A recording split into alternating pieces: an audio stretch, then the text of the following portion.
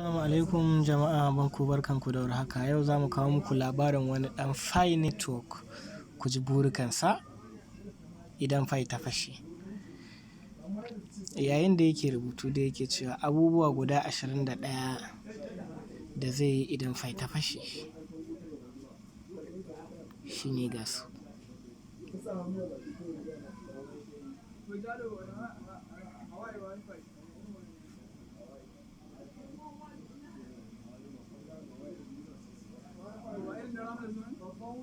Kuna gani na? Ku ci gaba da sauraron mu da yin following da subscribing.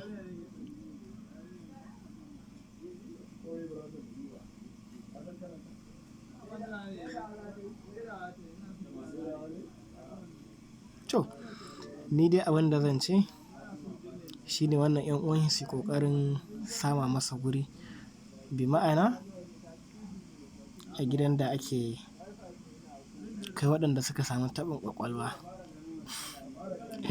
Me za ku ce mu haɗu a comment section?